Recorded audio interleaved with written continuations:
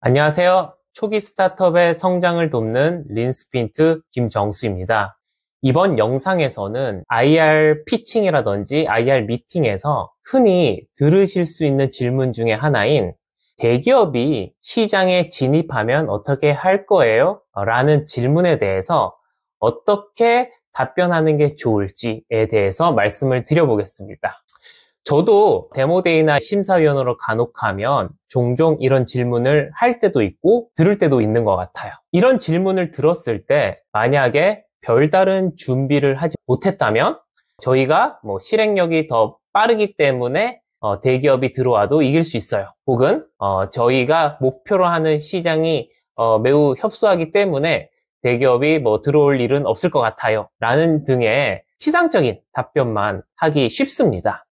이런 답변이 어느 정도 말이 되는 경우도 있겠지만 사실 스타트업을 한다라는 거는 단순히 제품을 만들어서 한번 소개하고 끝나는 게 아니라 뭔가 지속 가능한 비즈니스를 탐색하는 거잖아요. 그렇기 때문에 사실 이 질문, 대기업이 시장에 진입하면 어떻게 할 거예요? 라는 이 질문에 대해서 한번 본질적으로 고민을 해보는 시간은 필요한 것 같아요. 그래서 이번 영상에서는 이렇게 대기업이 우리가 하고 있는 이 비즈니스에 들어오면 우리가 어떻게 경쟁할 수 있을까라는 질문에 대해서 구조적으로 생각해 볼 수 있는 프레임워크를 하나 소개해 드리려고 합니다. 바로 해밀턴 헬머의 세븐 파워라는 책에 나온 프레임워크인데요. 세븐 파워를 간단하게 소개를 드리면 시장에서 평균적인 기업보다 초과 수익을 창출하게끔 도와주는 그런 기업의 힘, 파워가 크게 7가지가 있고 그 7가지가 무엇이고 어떻게 획득할 수 있는지를 소개한 책이라고 보시면 될 것 같아요.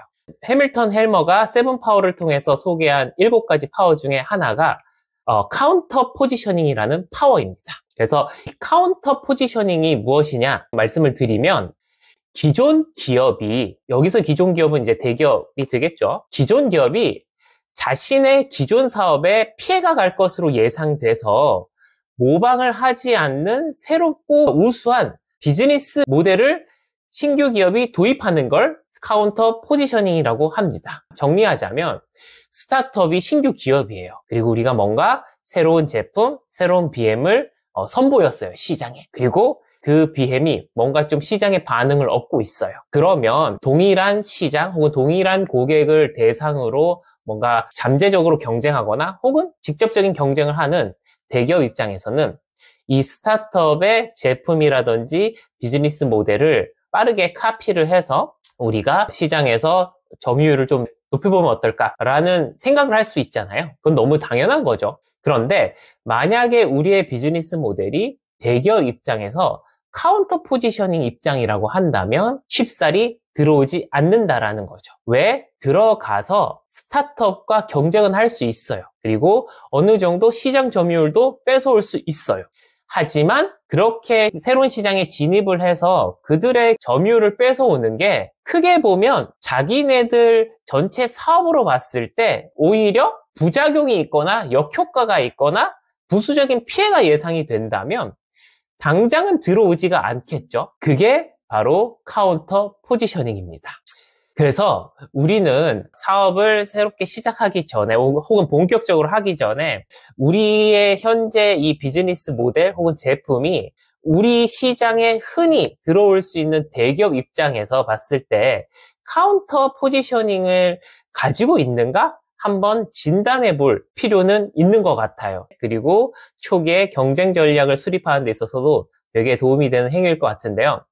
어떻게 우리가 카운터 포지셔닝을 가지고 있는지 볼 수 있을까? 그거에 대한 개념을 소개해 드리도록 하겠습니다. 카운터 포지셔닝 진단 플로우 차트라고 도구가 있는데요.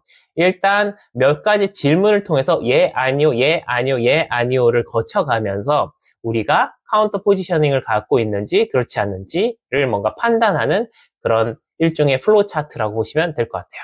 이 플로우 차트의 첫 번째 질문은 뭐냐면 단독 사업으로서 우리의 사업이 매력이 있는가? 입니다. 그러니까 이게 사업 자체가 매력이 있는가? 그래서 돈을 남길 수 있는가? 어느 정도 유효 시장이 미래에라도 나올 수 있는가? 뭐 이런 질문이겠죠. 만약에 아니오라는 답변이 나온다면 사실 대기업은 투자하지 않는다. 즉 카운터 포지셔닝이 아니다 라고 할 수 있습니다. 근데 이게 마냥 좋은 건 아니에요. 왜냐면 우리도 당장은 돈을 벌지 못하더라도 미래에 뭔가 큰 수익을 내야 되는데, 우리의 이 비즈니스 모델이나 제품이 단독 사업으로서 크게 매력이 없다면 우리도 고민을 해봐야 되는 거죠. 이걸 계속 해야 되는 거야. 그렇기 때문에 대개 이 질문에서는 예로 시작하는 게 일반적이다라고 보시면 될 것 같아요. 그래야 우리도 뭔가 비즈니스 할 맛이 나는 거죠. 그 다음에 두 번째 질문이 뭐냐면, 대기업이 이 신규 사업에 진출할 때 전체 순현금 흐름이 어떻게 될 것인가 입니다. 그러니까 뭔가 우리가 이 시장에 진입을 해서 한 2, 3년 정도 플레이를 하면 투자 대비 수익을 올릴 수 있는가? 얼마나 남길 수 있는가? 뭐 이런 질문인 것 같아요. 그런데 여기서도 이제 두 가지는 플러스가 될 수도 있는 거고, 그러니까 한 3년, 5년 돌려보니까 순현금 흐름이 오히려 플러스가 돼서 이익이 나는 거죠. 예를 들어서 10억을 투자했는데 벌어들인 돈과 비용을 다 제하고 나니까 순이익이 뭐 한 3억씩 난다라고 하면 순현금 흐름이 플러스가 되는 거죠. 그런 경우에는 이제 대기업이 뭔가 시장에 진입할 동기가 조금 더 생기겠죠. 반대로 신규 시장에 진출을 했을 때 어쨌든 초기에 세팅을 하고 뭔가를 만들어야 되고 이래야 되다 보니까 투자가 필요하잖아요. 그런데 근 기간 내에 그 투자를 다 회수할 만큼 되진 않는다. 그래서 전체 순현금 흐름이 마이너스다 라고 한다면 대기업은 투자하지 않겠죠. 이게 첫 번째 카운터 포지셔닝입니다. 카운터 포지셔닝 첫 번째가 우유짜기라는 포지셔닝인데요. 대기업 입장에서 신규 사업에 진출했을 때 얻는 이익보다 지출이 더 크기 때문에 기존 사업에 집중할 거다. 역학 구조적으로 봤을 때 이런 식으로 답변을 할 수가 있는 거죠. 그리고 두 번째, 어쨌든 신규 시장에 진출했을 때 순현금 흐름을 플러스로 만들 수 있다라고 했을 때 마지막으로 또 해볼 수 있는 질문이, 이렇게 새로운 시장에서 새로운 도전을 함에 있어서 그 기업이 기존에 하고 있던 사업의 순현금 흐름에 추가 감소가 예상이 되는가입니다. 기존에 하던 비즈니스에서는 고객으로부터 돈을 받는 서비스가 있다고 해볼게요. 그런데 새로운 서비스는 기존 서비스의 고객에게도 유효한 서비스인데 이것은 기본적으로 돈을 안 받는다라고 가정을 해보겠습니다. 대기업 입장에서는 기존 사업이 있고 새로운 사업이 있는데 이 새로운 사업은 돈을 받지 않는 거예요. 어떤 용역이나 재화에 대해서. 그러면 기존 고객들 중에 일부가 새로운 사업으로 이동할 수 있잖아요. 그러니까 같은 기업의 제품이나 서비스를 쓰는 건데 돈 내다가 돈 안 내는 서비스를 쓴다라는 거죠. 그러면 크게 보면 기존에 원래 돈을 받고 있던 서비스는 어떻게 되겠습니까? 매출이 감소하겠죠. 왜냐면 무료 서비스로 이동을 하는 거니까, 같은 회사의 다른 제품으로. 그러면 기존 사업의 순현금 흐름의 감소가 예상되는 거예요. 그래서 예상이 되면 당연히 투자하지가 않겠죠. 기존 사업에서 약간의 이제 마이너스가 예상이 되지만 긴 호흡으로 봤을 때는 플러스가 될 것 같다 라고 해도 투자하지 않는 경우가 있습니다. 그게 이제 어떤 경우냐면, 이걸 이제 카운터 포지셔닝 이제 두 번째 옵션으로 이제 역사의 노예 혹은 인지 편향의 이슈라고 설명을 하는데요. 이게 뭐냐면, 신규 사업을 진출했을 때 얻는 이익이 크다라고 분석이 나와도 신규 사업이 갖고 있는 그 본연의 불확실성이 만약에 크다면 신중하게 접근할 거다. 그래서 당장 진출하지 않고 몇 년 더 고심해서 진출한다라든지 아니면 아예 진출하지 않는다라든지 이럴 수 있다. 라고 또 볼 수가 있겠죠. 그리고 당연히 순현금 흐름에 뭔가 마이너스가 된다면, 기존 사업에 순현금 흐름에 마이너스가 된다면 투자하지 않는 거죠. 왜냐면 대부분의 이제 대기업 같은 경우는 전문 경영인이 경영을 하는 체제예요. 그러면 전문 경영인의 같은 경우에는 어떻게 보면 장기의 이익보다 현재 내 임기 내의 이익이라든지 그런 생산성이 더 중요할 수 있다라는 거죠. 그런데 신규 사업에 진출을 하려고 하다 보면 필연적으로 어느 정도의 자본 투자라든지 어느 정도의 초기 손실 혹은 이제 적자를 감내해야 되는데 이것을 내 임기 내에 하기 부담스러워할 수도 있다라는 거죠. 경우에 따라서는. 그럴 경우에는 투자하지 않을 거다.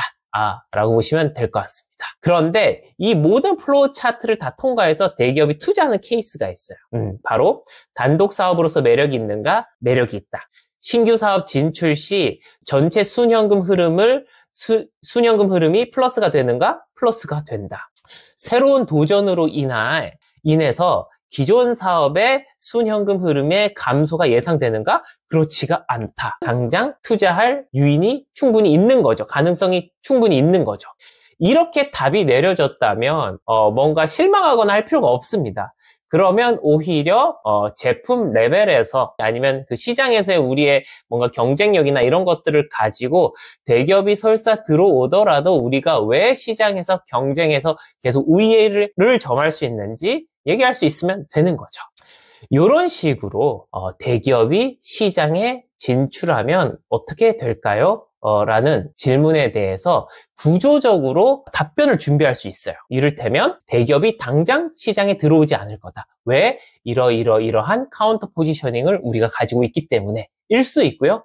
대기업이 충분히 들어올 수 있다. 우리도 예상하고 있고 그래서 우리는 이렇게 대응할 것이다 라고 아예 시작 전부터 차분하게 고민을 할 수가 있겠죠. 뭐가 됐든 간에 이렇게 준비를 함으로써 IR 피칭 상황에서 만약에 대기업이 시장에 진입하면 어떻게 할 거예요? 라는 질문에 훨씬 구조적이고 체계적이고 논리적인 답변을 하실 수 있다라고 보시면 될 것 같습니다. 마지막으로 유의사항에 대해서 말씀드리고 정리할게요. 카운터 포지셔닝은 일시적으로 발생하는 힘이에요. 대기업이 고민을 하다가 당장은 안 들어오는 거죠. 하지만 우리가 시장에서의 봤던 그런 기회가 정말 우리의 예상대로 흘러가고 있고 그래서 시장이 처음에 비해서 많이 커져서 누가 봐도 되게 매력적인 시장으로 비춰진다면 대기업에서 혹은 더 잘하는 기업에서 들어올 가능성이 높겠죠. 그래서 정말 우리가 목표로 하는 시장이 되게 매력적인 시장이라면 대기업과의 경쟁은 피할 수 없는 것 같아요. 다만 카운터 포지셔닝을 갖고 있으면 대기업이 진입하는 그 시간을 약간 벌 수가 있는 거죠. 당장 안 들어올 거고 한 2, 3년 후에 우리가 잘 키워놓으면 들어올 거다. 그러면 우리가 해야 할 것은 뭐냐면 카운터 포지셔닝이 있다 보니까 우리가 맘 놓고 사업을 할 수 있다가 아니라 이렇게 잠깐이라도 벌어들인 이 시간 동안 우리는 어떤 경쟁 우위, 역량, 시장에서의 해자를 구축할 것인가. 그렇게 해서 2, 3년 후에 우리가 이런 걸 구축을 하면 그때 대기업이 설사 들어오더라도 우리가 충분히 경쟁해서 이길 수라는 답변까지 연결할 수 있어야 된다라고 보시면 될 것 같습니다. 이것으로 만약에 대기업이 시장에 진입하면 어떻게 할 거예요? 라는 질문에 대한 답변을 어떻게 가져갈 것인지를 정리해 봤습니다. 지금까지 시청해 주셔서 감사합니다.